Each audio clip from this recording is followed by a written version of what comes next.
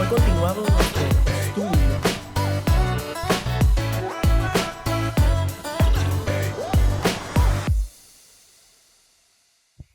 Iniciamos esta mañana con nuestro estudio que he titulado La Biblia y el dar. La Biblia y el dar.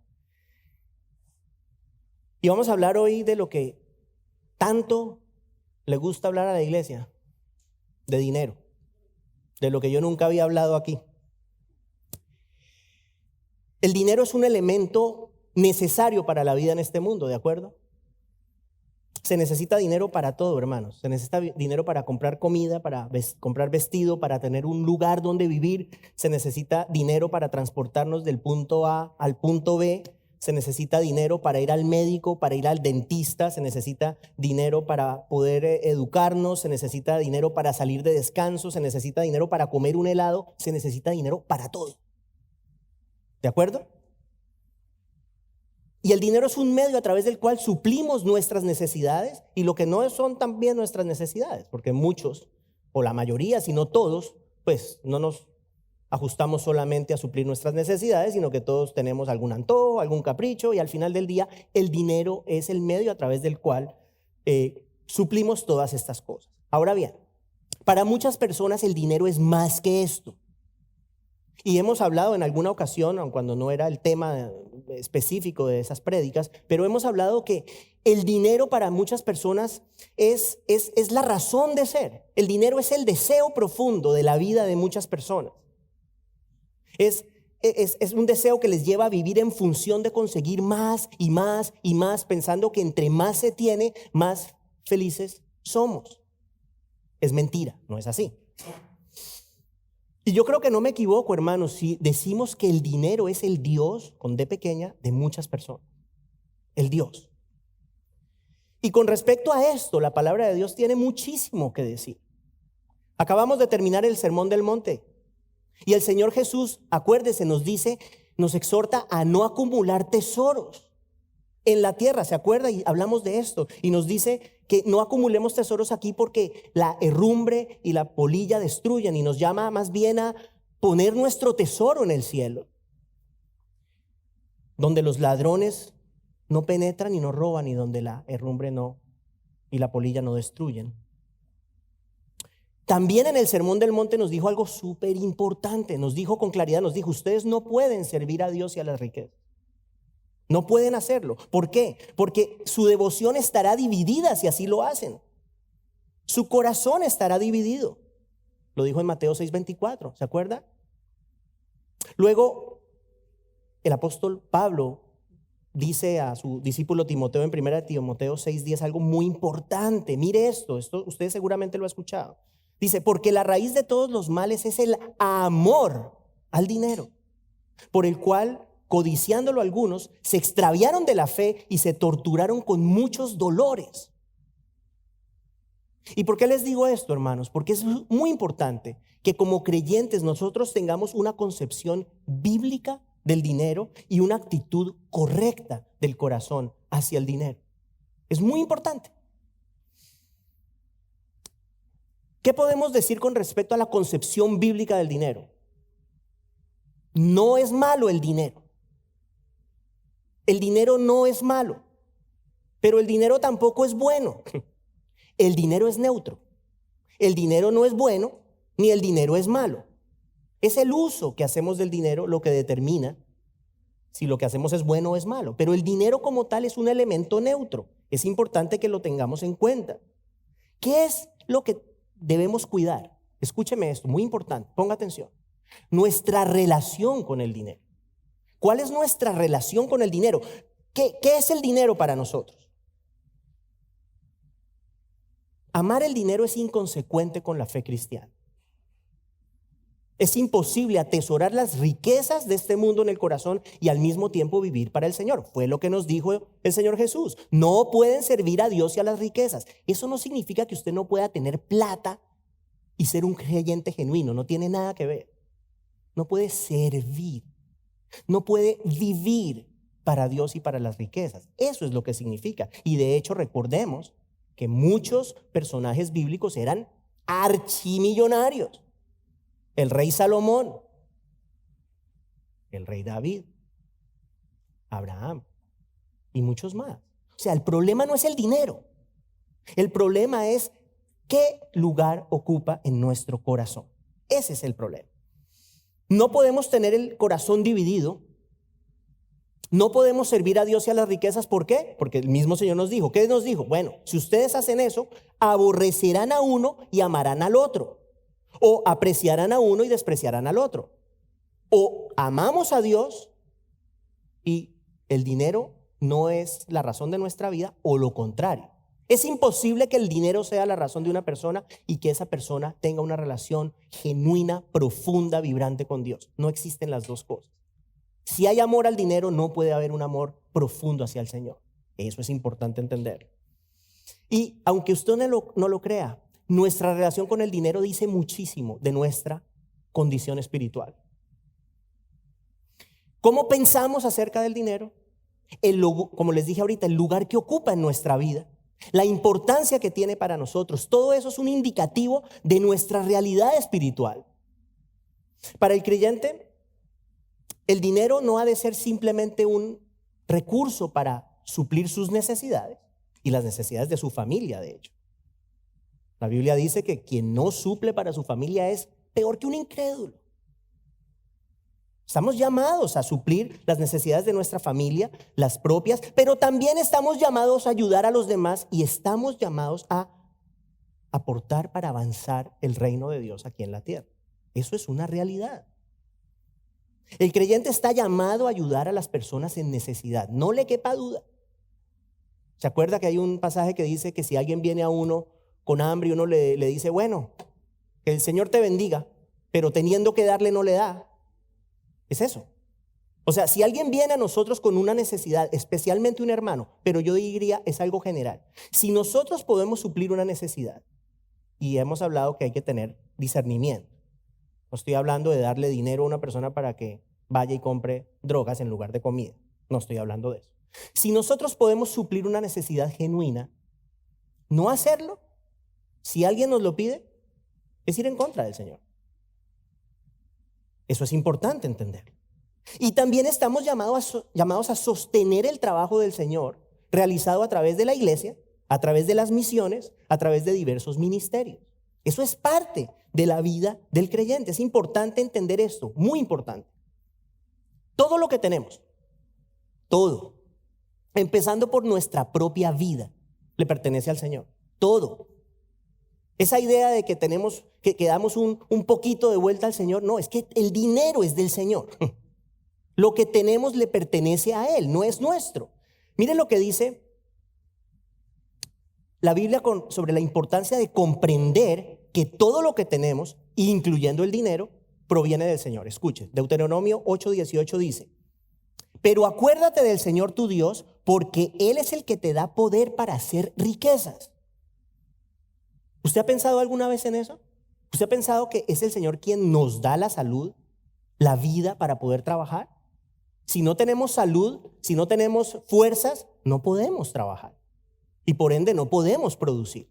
O sea que el Señor nos da todo lo que necesitamos para que nosotros podamos producir dinero. Ahora bien, lo que tenemos no solamente proviene del Señor, pero como les dije ahora, le pertenece al Señor. Ese es un principio muy importante, le pertenece al Señor. Ageo 2:8, mire lo que dice el Señor. Mía es la plata y mío es el oro. Mía es la plata y mío es el oro. Hermanos, nuestro dinero no es nuestro dinero. Todo es el dinero del Señor, no un porcentaje. Todo es el dinero del Señor.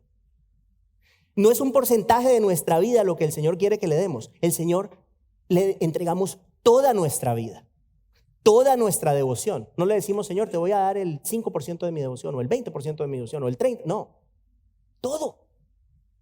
El Señor nos compró, ¿recuerda? Nos compró, nos pagó a precio de sangre. Somos de su propiedad. ¿Qué pasa? ¿Cuál es el problema con esto? Que infortunadamente, bueno, esto ha estado siempre, pero ahorita peor. Se ha vuelto común en nuestro día que mal llamados, porque eso es o sea, se llaman pastores, se llaman iglesias, pero no son ni pastores ni iglesias. ¿Qué hacen? Se aprovechan de la gente, se aprovechan de los congregantes para lucrarse. Manipulan a la gente, hermanos, apelando a la ambición humana y al temor también, para que entreguen dinero a la, entre comillas, iglesia. Les dicen algo como esto, y esto es común, hermanos, esto es común en muchos círculos. Escuche, algo como esto: si quieres tener un carro nuevo o una casa nueva o el trabajo que tanto deseas, debes, y lo pongo entre comillas, debes sembrar. Y digo entre comillas porque sí hay una siembra genuina, pero no es este tipo de siembra. Le dicen, incluso Jaime me comentaba el otro día que supo de alguien, un miembro, un líder en una iglesia, básicamente que le decía a la gente que si no daban ofrendas, se iban para el infierno. O sea, yo quisiera ver dónde en la Biblia dice eso. No lo dice. No estoy diciendo que no sea importante dar. De todo eso vamos a hablar ahora. Pero ese tema de que si no siembras el Señor te castigará, si no siembras no vas a ser salvo, si no siembras te vas a enfermar, si no siembras no te va a ir bien. ¿Qué es eso? ¿Dónde usted ve al Señor hablando en esos términos? En la palabra de Dios. En ningún lado. Es una manera de intimidar a las personas para que ellos puedan tener su Mercedes-Benz, muchos de ellos sus aviones, porque hay quien los tiene, vivan en sus mansiones, mientras la gente tiene que sentirse culpable y temerosa si no aportan para el estilo de vida de estos charlatanes. Yo incluso escuché alguna vez una historia, no recuerdo dónde, pero escuché una historia de personas que pedían préstamos al banco para dar a la iglesia. O sea, no tenían plata, pero seguramente basados en toda esta locura de que si usted da esto, entonces el Señor le pone un Ferrari enfrente, la gente ir al banco a pedir un préstamo para entregárselo a estas personas inescrupulosas. Y eso obviamente le ha hecho mucho daño a la iglesia, al punto de que hablar de dinero en la iglesia se convirtió casi en un tabú. O sea, hablar de dinero en la iglesia no es fácil.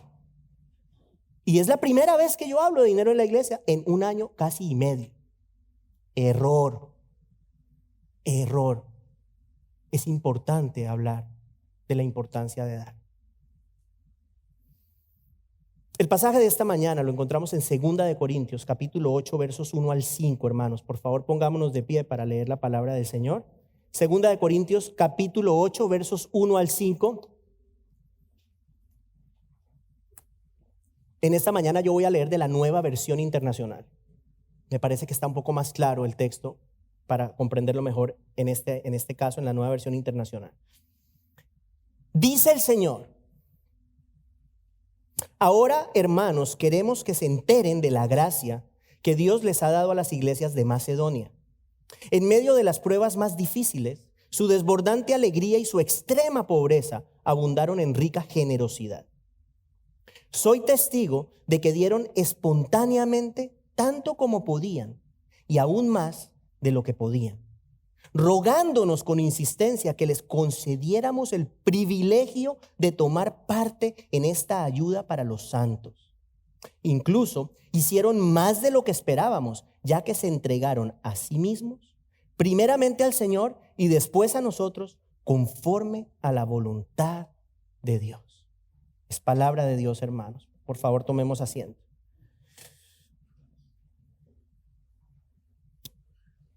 En este pasaje el apóstol Pablo le está escribiendo a la iglesia de Corinto con respecto a la generosidad de las iglesias de Macedonia. ¿Cuáles son esas iglesias? Eran 3 iglesias. La iglesia de Tesalónica, la iglesia de Filipos, los filipenses, y la iglesia de Berea.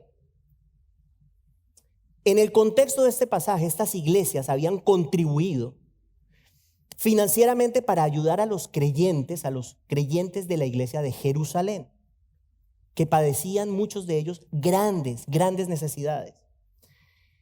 Piensa en esto, es interesante esto. Imagínese, usted conoce Pentecostés, usted conoce la historia cuando nació la iglesia. Muchas personas habían llegado a Jerusalén para celebrar lo que nosotros llamamos Pentecostés, que los judíos llaman la fiesta de las semanas. Y venían de diferentes lugares a Jerusalén para esta fiesta. Resulta que nace la iglesia, viene el Espíritu Santo, usted todo eso lo conoce, nace la iglesia y estas personas que vivían en otros lugares se quedan en Jerusalén para poder ser parte de la iglesia, para poder estar escuchando la enseñanza apostólica, para poder estar en comunión y compartir con los hermanos. O sea que tenemos gentes de otros lugares que se vienen a establecer en Jerusalén, pero ¿cuál es el problema? Que muchos de ellos no tenían recursos para hacerlo. Y adicional a esto, la iglesia desde el comienzo empezó a enfrentar persecución y el aislamiento como consecuencia de la fe para los creyentes era terrible. O sea, la persona que decidía seguir a Cristo, en sus familias les decían, te tienes que ir de aquí. O sea, había gente que por su fe en Cristo quedaron básicamente desamparados. El Señor no desampara a nadie y esto es muestra de ello. Pero si vamos a hablar en términos humanos, quedaron en el aire, pues. Y como respuesta a esta situación tan dramática, que no solamente era una pobreza material, pero persecución, maltrato, aislamiento que estaban padeciendo los creyentes de Jerusalén, como respuesta a esto que les estoy diciendo, las iglesias de Macedonia, estas 3 iglesias que les acabo de mencionar, decidieron recolectar fondos para ayudar a los hermanos de Jerusalén. Y ese es el contexto del pasaje de esta mañana. Ahora bien, en este pasaje encontramos 10 principios. 10. Yo sé que son bastantes, pero vamos a verlos, tratar de ser breves. 10 principios bíblicos con respecto al dar. Todos surgen del pasaje. Y son principios que aplican a nosotros como iglesia. Son principios generales. Vamos a ver cada uno de ellos. Miramos en el verso 1. El verso 1 encontramos el primer principio. Principio número 1, el dar es producto de la gracia de Dios. Atienda que esto es importantísimo. El dar es producto de la gracia de Dios. Verso 1, ahora hermanos queremos que se enteren de la gracia que Dios les ha dado a las iglesias de Macedonia. Vamos a hablar brevemente ahora de los macedonios. Brevemente. Esta provincia era una provincia romana ubicada en lo que hoy, en nuestro día, es el norte de Grecia. El norte de Grecia. Y esta región era muy pobre también. La región era supremamente pobre porque esta región había sido objeto de muchas guerras, por un lado, y adicionalmente había sido saqueada por los romanos. Recuerde esto es importante. O sea, el imperio romano dominaba esta área de la que estamos hablando y los romanos llegaban, saqueaban, se quedaban con las cosas y esta región era particularmente pobre. O sea que esto nos da una perspectiva de estas iglesias. Estas no eran iglesias ricas. Estas no eran personas que tenían abundancia. De hecho eran materialmente pobres, pero a pesar de eso eran generosos. La iglesia de Filipos es una de estas 3 iglesias, ya lo dijimos. Mire lo que dice con respecto a la generosidad de esta iglesia el apóstol Pablo. Filipenses 4, versos 15 y 16. Les dice, ustedes mismos también saben, filipenses, que al comienzo de la predicación del evangelio, después que partí de Macedonia, ninguna iglesia compartió conmigo en cuestión de dar y recibir, sino solamente ustedes, porque aún a Tesalónica enviaron dádivas más de una vez para mis necesidades. Pablo a la iglesia de Filipos. ¿Cuál es la gracia que el Señor le dio a estas iglesias? Mire la gracia no era abundancia. La gracia que el Señor le dio a estas iglesias era un corazón generoso. Esa fue la gracia. Qué interesante, ¿no? De repente estamos muy acostumbrados a pensar en gracia como abundancia. Bueno, en este caso no es así. En este caso la gracia que específicamente el Señor le había dado a estas 3 iglesias era un corazón generoso en medio de su profunda pobreza material. A pesar de esas realidad de su pobreza, ¿qué hicieron estos individuos? Bueno, confiaban en el Señor como su proveedor, como quien suple sus necesidades. Y eso les permitió ser sensibles a las necesidades de sus hermanos de Jerusalén. Aquí tenemos un principio muy claro. Si nosotros estamos consumidos por nuestras necesidades, difícilmente vamos a poder mirar la necesidad de los demás.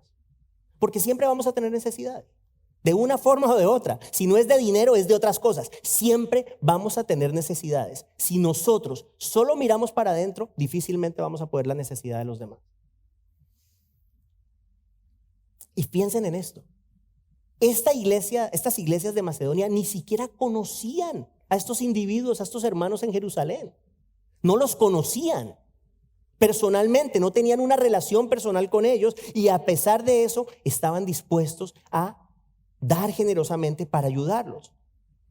Y fíjese que interesantemente ellos no se ampararon en la realidad de su pobreza para justificar el no apoyar a los creyentes de Jerusalén. Ese es muy importante, un punto que le sirve a usted y me sirve a mí también. No decir, no, es que no puedo. Ellos no dijeron eso.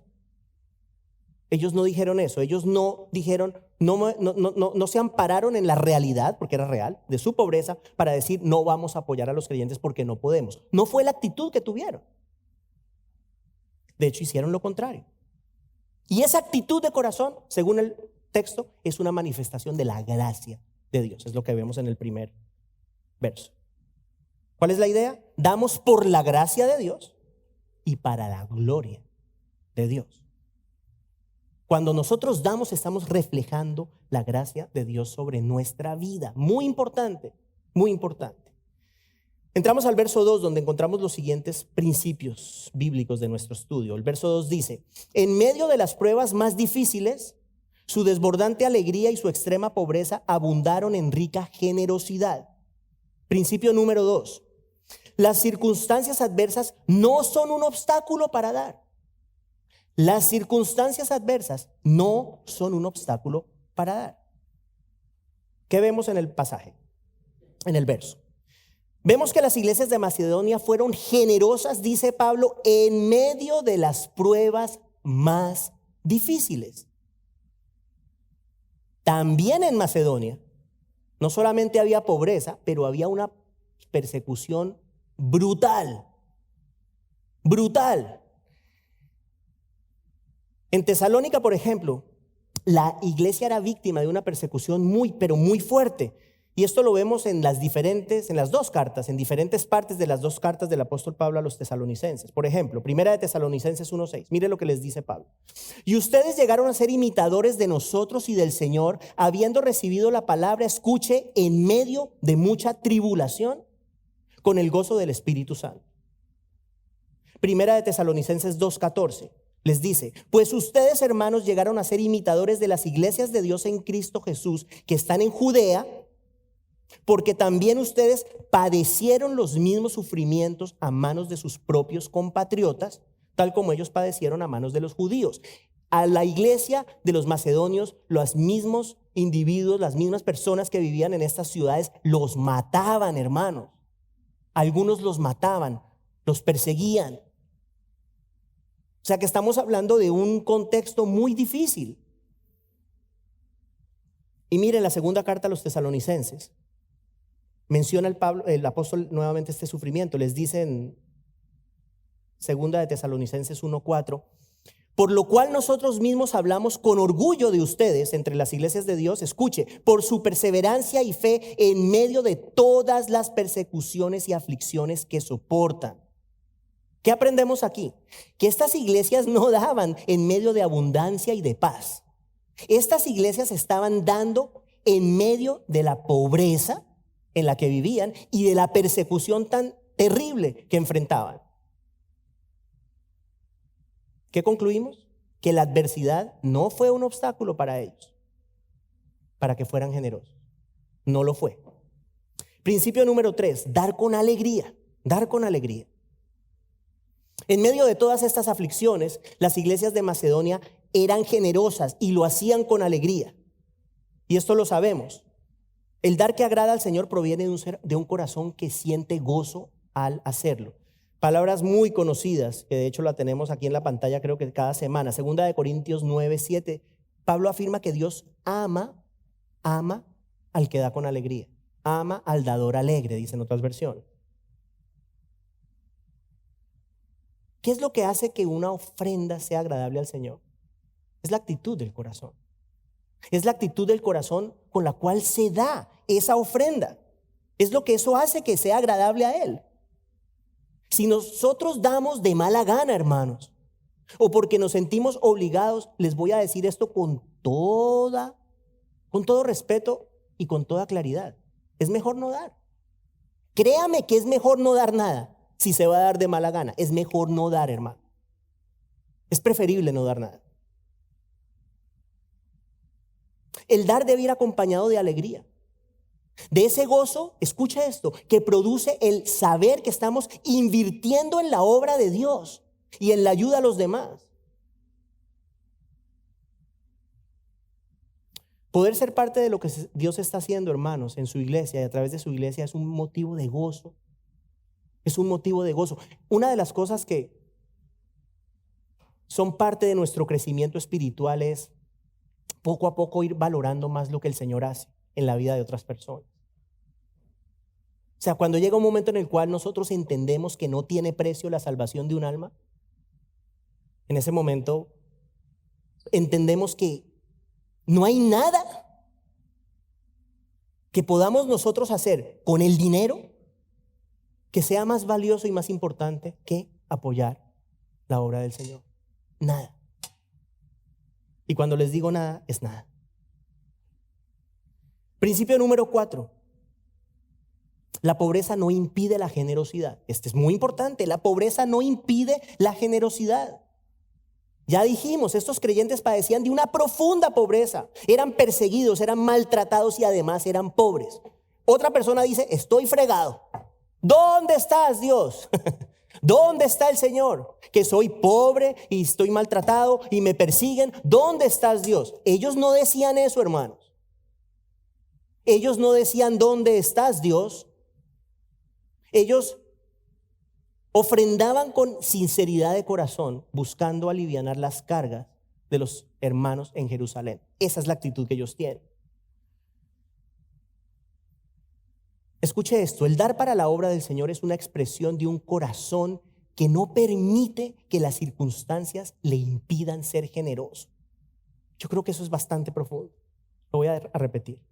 El dar para la obra del Señor es una expresión de un corazón que no permite que las circunstancias, que son reales, le impidan ser generoso.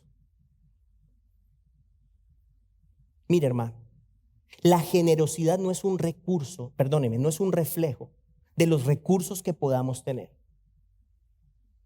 La generosidad no es un reflejo de lo que usted tiene materialmente. La generosidad es un signo o una señal de desprendimiento, de madurez espiritual y de confianza en el Señor. Eso es generosidad. La generosidad, más que una cantidad, es una actitud. Es una actitud del corazón.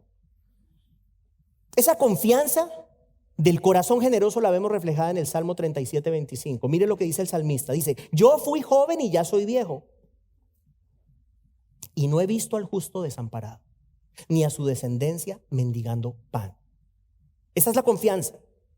Esa es la confianza. Filipenses 4:19. Mire lo que le dice Pablo a la iglesia de Filipos. Y mi Dios proveerá a todas sus necesidades conforme a sus riquezas en gloria en Cristo Jesús. Confianza en el Señor. Confianza en el Señor. Ese es el punto. Debemos confiar en la fidelidad de Dios para suplir nuestras necesidades. Lo hablamos en el Sermón del Monte. ¿Qué dice el Señor Jesús? No se angustien, no se afanen. Pongan primero el reino de Dios y su justicia y todo lo demás, y cuando dice todo lo demás está hablando en el contexto del pasaje de las necesidades básicas, porque acuérdense que está hablando de comida, bebida y vestido, ¿se acuerda? Y todo lo demás les será añadido. Ahí está la confianza en el Señor. O sea que tiene que ver con establecer prioridades, hermanos. O sea, no dejar de sembrar en el terreno fértil de la obra del Señor por pensar que no tenemos recursos para hacerlo. Esto es un tema, se los repito, de prioridad. Les voy a contar una breve historia real. Hace 3 semanas. Fui invitado a una reunión con algunos líderes de esta iglesia y había un pastor retirado, un hombre ya maduro, retirado, pastor retirado. Y en esa reunión él comentó que en una ocasión la iglesia que él pastoraba se empezó a ver en apuros para pagar las cuentas. O sea, yo quiero que usted sepa que toda iglesia tiene que pagar cuentas. La luz, el aire, el pastor, el lugar, todo. Eso es obvio, ¿de acuerdo? Esta iglesia se vio en apuros para pagar sus gastos de operación. Cuenta el pastor que en una reunión, citó una reunión con el staff, no sé qué tan grande era la iglesia, a juzgar por esto creo que de pronto era algo relativamente grande, y el pastor dice que preguntó, o más bien confirmó en esa reunión, que la iglesia pagaba primero sus cuentas y luego hacía su ofrenda a una obra de misiones que ellos apoyaban. El pastor pidió que a partir de ese momento revirtieran esto. Y el pastor dijo que a partir de ahora la iglesia debía pagar primero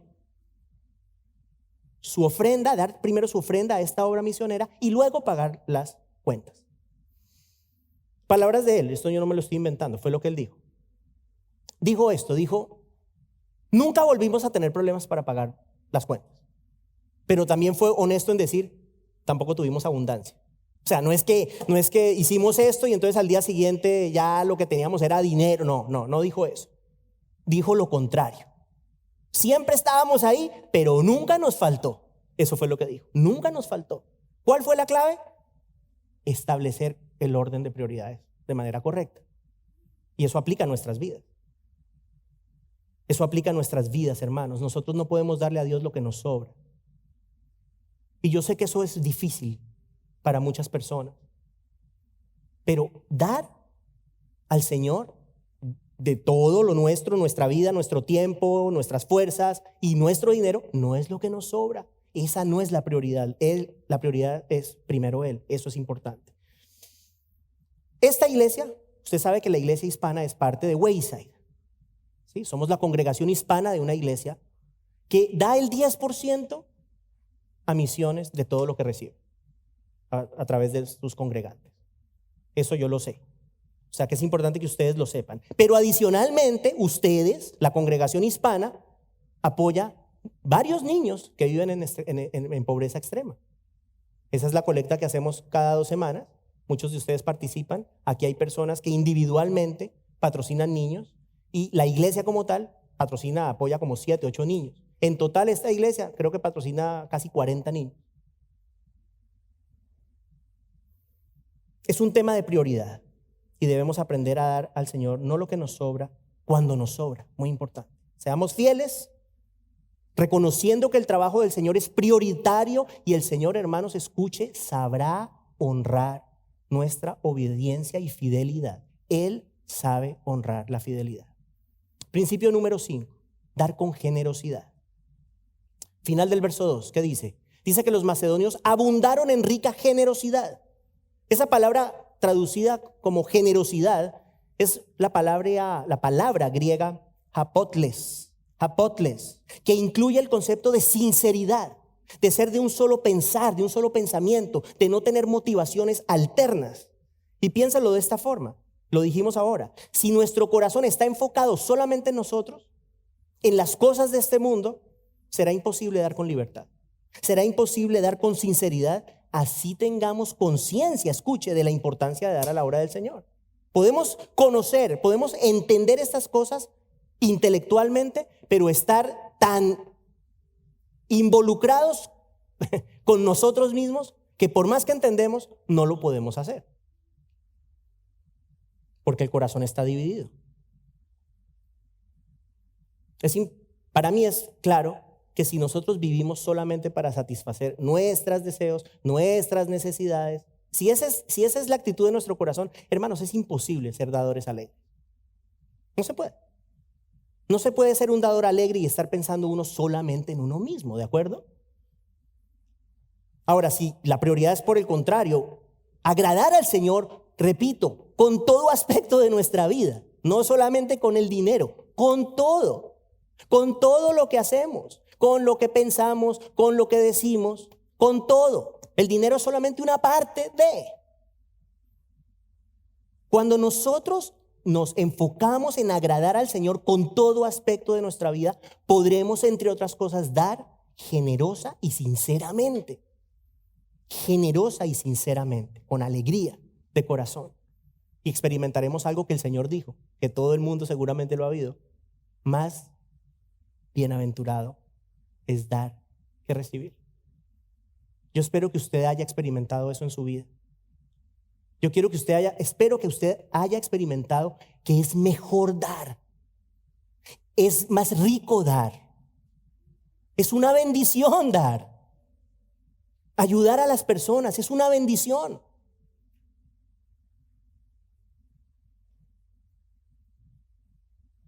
Dar para la obra de Dios es una bendición. Vamos a los siguientes principios bíblicos. Los encontramos en el verso 3. Dice Pablo: soy testigo de que dieron espontáneamente, tanto como podían y aún más de lo que podían. Principio número 6, muy importante, muy importante. Escuche, el dar es voluntario. El dar es voluntario.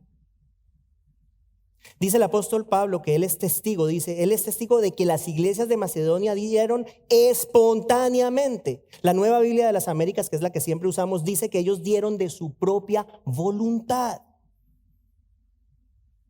Hermanos, lo que nosotros entregamos al Señor no debe ser el resultado de ningún tipo de manipulación, de ningún tipo de intimidación. Y dijimos anteriormente que muchos engañadores apelan a esto para lucrarse a costa de la gente. Obviamente, las personas que hacen eso van a darle cuenta al Señor. O sea, el que hace eso con la gente va a darle cuenta al Señor.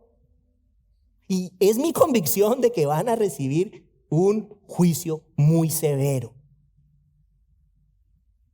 Habiendo dicho eso, nosotros estamos llamados a dar con generosidad, escuche, como respuesta al trabajo que el Señor ha hecho, está haciendo y continúa haciendo en nuestro corazón. El dar es algo muy espiritual, hermano. Es muy espiritual. Estos individuos lo han vuelto una mercadería, algo sucio.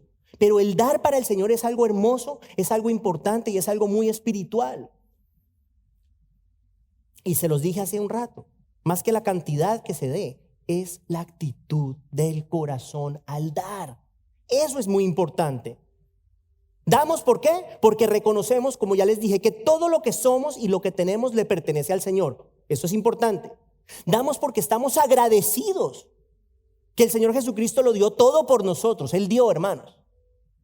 A veces nos cuesta trabajo dar. Me recuerdo que Dios a través de Cristo dio todo por nosotros. El Señor Jesús dio su vida.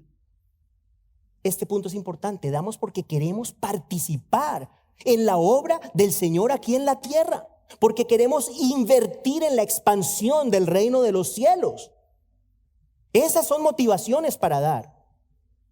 Escuche esto, que ya se los dije. Damos porque comprendemos que no hay nada, hermanos, no hay nada más importante que la salvación de las almas a través de la fe en Cristo. Y por esa razón, porque entendemos eso, damos con gozo a la iglesia que es portadora de ese evangelio, que es poder para salvar a las personas.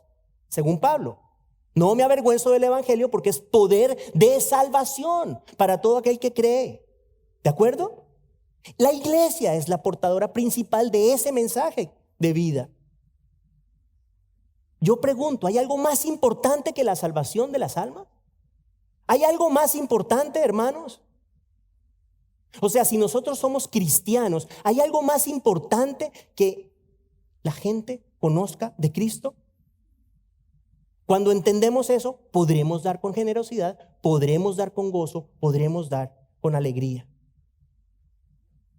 Y eso incluye también, obviamente, el trabajo misionero. Punto 7. El dar es proporcional a la capacidad. Ya casi terminamos. Los macedonios dieron, dice el texto, tanto como podían. Tanto como podían. Mire lo que dice. Dieron tanto como podían. ¿Qué significa? Muy importante, que ellos dieron de lo que tenían. Uno no puede dar lo que no tiene. El ejemplo que les puse al comienzo, eso de ir al banco a pedir un préstamo para la iglesia, eso no es bíblico. Eso no se debe hacer. Ellos dieron de lo que tenían. Segunda de Corintios 8:12, un poquito más adelante, mire lo que dice Pablo. Porque si uno lo hace de buena voluntad, está hablando del dar, lo que da es bien recibido, escuche, según lo que tiene y no según lo que no tiene. Muy importante, muy importante. Entonces aquí sale algo que es muy obvio. En términos de cantidad, el que más tiene, pues puede dar más. ¿De acuerdo o no? Eso no hay que ser muy inteligente para entenderlo. El que más tiene, pues más puede dar. Entre mayor es la capacidad económica de una persona, pues mayor cantidad puede aportar a la obra del Señor.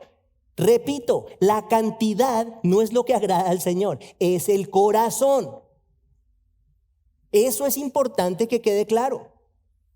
Una persona, imagínense una persona que no tiene muchos recursos y tiene como prioridad de su vida aportar a la obra del Señor porque entiende todas estas cosas que estamos hablando. Pero esa persona da conforme a sus capacidades. Y otra persona tiene muchos más recursos, también entiende todos estos principios y esa persona da conforme a sus capacidades. Ninguno agrada más al Señor que el otro. No es la cantidad. Es el corazón y la convicción de por qué estamos dando. Eso es importante. Principio 8, dar sacrificialmente. Dar sacrificialmente. Verso 3 de nuestro pasaje dice que las iglesias de Macedonia daban tanto como podían y luego dice, y aún más de lo que podían. ¡Wow! ¿Qué significa eso? Aún más de lo que podían. ¿Cómo podemos comprender esto? No podemos decir que fueron a hacer préstamos, porque sabemos que eso no es lo que el Señor nos llama a hacer. La idea para entender esto es que estos creyentes que eran pobres, se los recuerdo, eran pobres, daban de lo que tenían, pero en una proporción mayor a lo que se pudiera esperar que ellos, por su pobreza, pudieran dar. Entonces, esto me lo imagino yo, no está en la Biblia, pero me imagino que quizás podría ser algo como esto. Estas personas querían ayudar a los hermanos en Jerusalén y de repente entonces algunas familias dijeron, ok, como queremos ayudar a estas personas y queremos dar más, ok, vamos a privarnos de una comida al día. Por ejemplo, esto es un ejemplo mío. ¿Sí? O sea, vamos a sacrificarnos. Vamos a despojarnos de algo para poder dar más. Ok, y eso aplica a nosotros. O sea, ¿cuántas veces no nos gastamos la plata en chucherías, hermanos? En tonterías que ni siquiera necesitamos. Ok. Breve testimonio para la gloria de Dios. Lo hago en parte porque Jaime siempre me anda diciendo, bueno, le voy a hacer caso. Brevemente. Hace años, y ustedes algunos conocen esto, nuestra familia perdió el negocio que teníamos. Y nos vimos en una situación económica muy difícil. Antes de eso, nosotros habíamos empezado a patrocinar una niña pobre a través de una organización. ¿Qué es lo primero que uno hace cuando la cosa se aprieta? Bueno, lo primero que uno hace es cortar los gastos que uno considera son innecesarios, ¿de acuerdo? Eso es lo primero que uno hace. Por algún motivo el Señor en esa época en mi corazón me puso que yo no podíamos, porque era algo de la familia, no podíamos dejar de aportar a esta niña. No era mucho, creo que eran como $30 al mes, no es mucho. Pero cuando la cosa está apretada, $30 al mes hacen una diferencia. Pero yo no me sentía que debíamos hacer eso. Y no lo hicimos. No lo hicimos. Seguimos ayudando a la niña.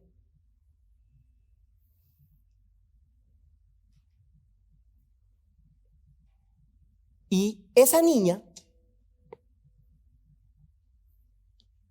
es lo que el Señor, la persona, la situación que el Señor utilizó para empezar la fundación que ustedes conocen.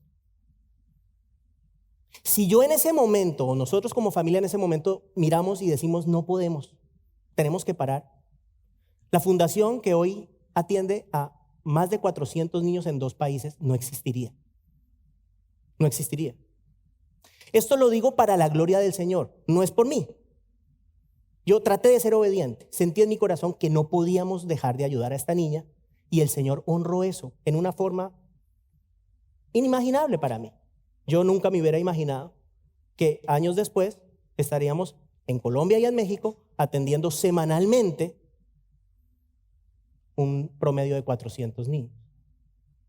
Esas son las cosas que hace el Señor.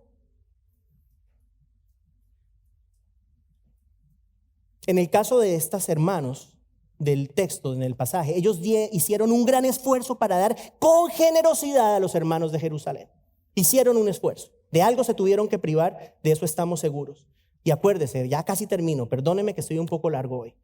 Dice la Biblia, tanto amó Dios al mundo que ¿qué? Que dio, ¿cierto? Que dio a su único hijo. Y el Señor Jesucristo, ¿qué hizo? Dio su propia vida. Yo creo que cuando nosotros damos sacrificialmente, en alguna forma estamos reflejando el carácter del Padre, en alguna manera estamos reflejando el carácter de Cristo. Dar sacrificialmente es dar algo que nos cuesta, hermano. Algo que nos cuesta. Eso es importante. Sirvamos sacrificialmente al Señor, busquemos sacrificialmente del Señor y participemos sacrificialmente en la expansión de su reino, aportando lo que se necesita para ello. Verso 4, para que terminemos. Nuestro pasaje donde leemos dice que los creyentes de Macedonia, escuche esto, ellos rogaban con insistencia que les fuera concedido, dice el texto, el privilegio de tomar parte en esta ayuda para los santos. Principio número 9, el dar para la obra del Señor es un privilegio. El dar para la obra de Dios es un privilegio, mis hermanos. Estos creyentes de Macedonia le rogaban a los apóstoles, por favor, déjenos ser parte de lo que Dios está haciendo. ¿Somos pobres? Sí.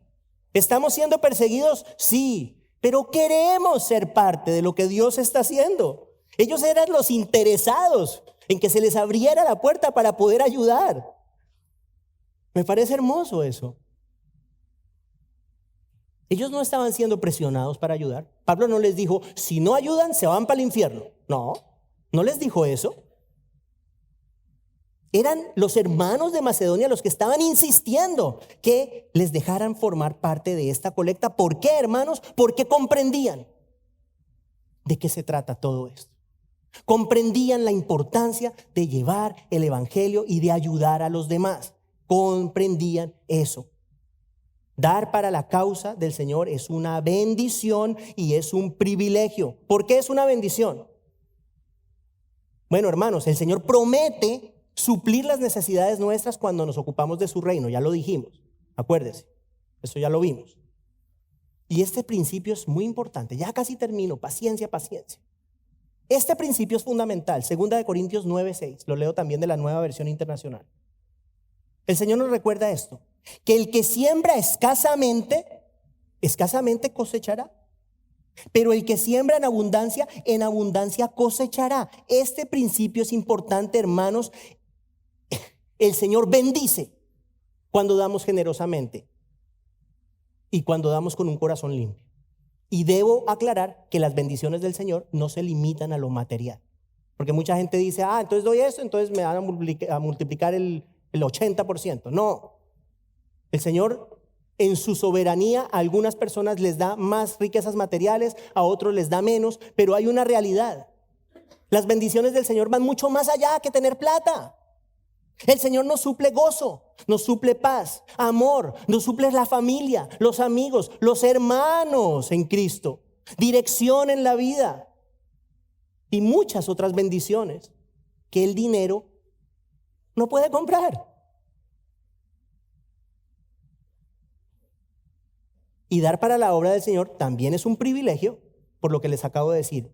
Es un privilegio poder participar en el trabajo del Señor con recursos que Él mismo nos da, escuche, para algo tan sublime como llevar el evangelio de salvación a un mundo perdido. Es un privilegio poder ayudar también a las personas en necesidad. Y un breve les digo esto. Cuando nosotros nos ocupamos de las necesidades de los demás, no solamente el Señor se encarga de las nuestras, pero pasa algo muy interesante. Dejamos de ver tanto nuestra necesidad. Dejamos de estar tan consumidos en nosotros. Yo recuerdo a alguna persona que quiero, al puro comienzo, puro comienzo, cuando yo vine y le dije que yo iba a empezar la fundación, me dijeron, ¿y de qué vas a vivir? De verdad. ¿Y las niñas? ¿Y Paola? Y mi convicción era esta, hermanos. Y la respuesta mía fue esta. Si yo me encargo de lo que el Señor me llama a hacer, Él sabrá encargarse de nosotros. Es así. Y así ha sido. No nos ha faltado nada. Hemos pasado momentos difíciles, pero nunca nos ha faltado nada. Nada. Por eso es que es importante formar parte de algo como lo que el Señor hace. Y llegamos al final, verso 5. Incluso hicieron más de lo que esperábamos, ya que se entregaron a sí mismos primeramente al Señor y después a nosotros conforme a la voluntad de Dios. El último punto, hermanos, último principio: dar para la obra del Señor es un acto de alabanza, importantísimo. Es un acto de alabanza. Los creyentes de Macedonia se habían entregado al Señor y como consecuencia de dicha entrega podían dar. La generosidad era una respuesta, una manifestación de esa entrega de todo su ser, de todo nuestro ser al Señor. Eso es. Ya no es una obligación, es una muestra de compromiso con el Señor y con su obra. Cuando entregamos nuestras vidas, cuando entregamos nuestro corazón al Señor, hermanos, créame, el dinero deja de ser un problema. Deja de ser. Deja de ser. Y cuando nosotros damos a la obra del Señor, a partir de un corazón que está motivado de esa manera, hermanos, es un acto de alabanza, la ofrenda. Y ya termino diciéndole a ustedes que, les repito, primera vez que predicamos sobre esto. Si usted viene con frecuencia a esta iglesia, usted puede dar fe que jamás usted había escuchado un mensaje con respecto a dar de mí, y reconozco que es mi error. Yo no debo hacer eso. Yo tengo que enseñarle a la iglesia también lo que la Biblia dice con respecto a dar. Hay que aprender. Y entre otras cosas, porque sería un grave error no enseñarlo. ¿Sabe por qué? Porque si no se enseña, ¿sabe lo que se está haciendo? Se está robándole a la gente, a ustedes, la posibilidad de ser bendecidos por el Señor. ¿Ven? Por eso es importante hacerlo. Dios ama al que da con alegría, ya lo dijimos. ¿Cuál es mi deseo como pastor, mis hermanos? Que busquemos ustedes y yo honrarle al Señor con toda nuestra vida, incluyendo nuestras finanzas. Lo dijimos al comienzo, hemos sido comprados a precio de sangre, le pertenecemos al Señor Jesucristo de manera absoluta. Y les quiero informar esta mañana, no sé exactamente cómo lo vamos a hacer, pero este tema de hoy me llevó a considerar algo. Si usted es un miembro de esta iglesia desde hace años y usted estaba aquí en esta iglesia desde antes del COVID, usted recordará que bajo el liderazgo de nuestro querido pastor Bobby, nosotros como iglesia siempre orábamos por las ofrendas. ¿Sabe algo? Yo creo que debemos volver a hacer eso. ¿Y sabe por qué creo que debemos volver a hacer eso? Y esto lo vi ahora, realmente yo no había pensado en esto antes. Me parece que el ofrendar, por la forma como lo estamos haciendo, se ha vuelto algo como muy mecánico. O sea, no digo que no lo hagamos de corazón, pero la forma como lo hacemos, que nos paramos aquí, si usted puede dar a través del internet, ok, como muy mecánico, creo que estamos fallando en el sentido de que no estamos siendo más intencionales con el hecho de que cuando venimos a entregar nuestras ofrendas al Señor, es un acto de alabanza. Eso no lo veo reflejado en lo que estamos haciendo en el servicio. Entonces espero que a partir del próximo domingo podamos implementar esto otra vez. ¿Cómo sea exactamente? No sé. Creo que vamos a tener que volver a pasar los platicos como se hacía antes, creo. Y el que no lo quiera hacer así, pues puede dejar como siempre su sobrecito, lo que sea, en los buzones. Pero creo que es importante sacar un momentico del servicio para darle al Señor las gracias por todo lo que nos da. Y lo vamos a empezar a hacer a partir del otro domingo.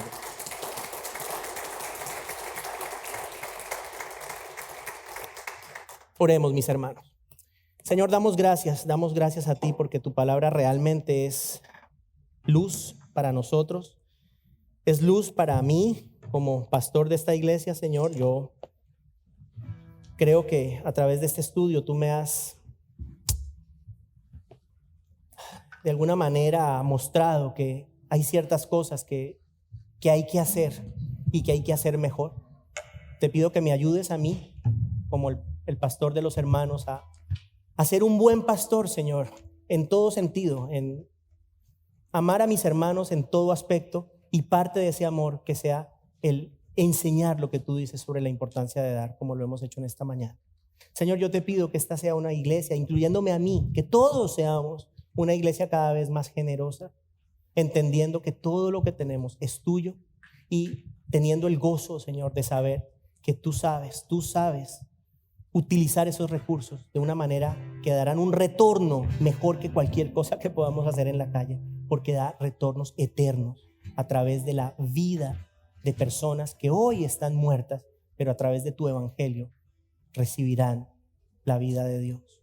Ayúdanos, Señor, ayúdanos a ser fieles como iglesia también en el aspecto de dar. Te damos gracias y te bendecimos en el nombre de Jesús. Amén.